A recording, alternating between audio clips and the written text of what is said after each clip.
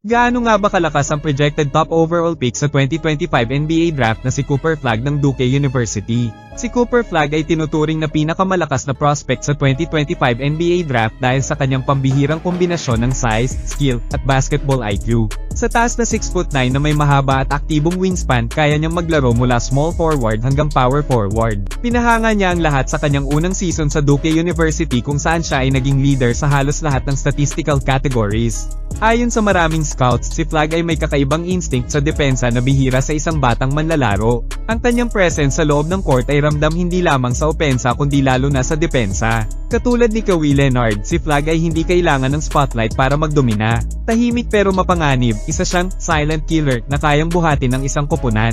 Sa aspeto ng depensa, doon higit nakikita ang pagkakatulad ni Flagg kay Kawhi. Siya ay may exceptional lateral quickness, malalakas na kamay, at marunong gumamit ng katawan para manggulo sa kalaban. Kayang-kaya niyang bumante mula guards hanggang big men, at natural sa kanya ang pagbasa ng passing lanes. Madalas siyang makapagnakaw ng bola at makagawa ng mga crucial blocks sa clutch moments. Bukod sa individual defense, mahusay din siya sa help defense at rotations, nagpapakita ng mataas na basketball IQ.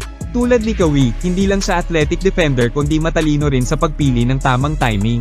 Dahil dito, pinaniniwala ang maaari siyang maging Defensive Player of the Year caliber sa NBA balang araw. Sa opensa, may finesse at lakas si Flagg na bihira makita sa mga player ng kanyang edad.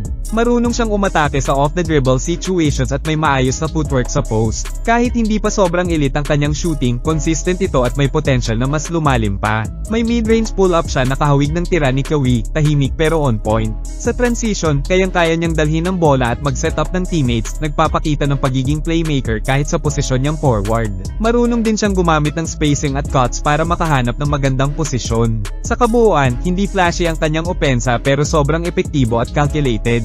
Isang napakahalagang aspeto ng laro ni Flagg ay ang kanyang maturity at composure. Kahit bata pa, tila veterano na kung maglaro dahil sa kanyang disiplina at decision making.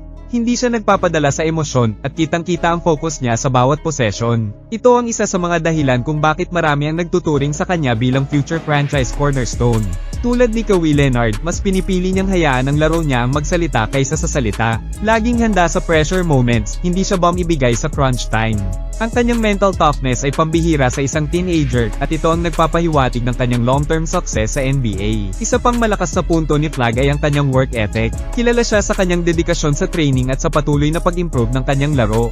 Kahit na elite na siya sa kanyang batch, hindi siya tumitigil sa paghahanap ng paraan para maging mas mahusay. Ang kanyang hunger to improve ay ka-level ng mga NBA veterans na gusto laging mauna sa gym at huli umuwi. Ito ang ugaling nagpapalakas sa kanyang kumpiyansa at tiwala ng mga coaches. Siya ay hindi lang gifted physically kundi may mental approach na pang-professional.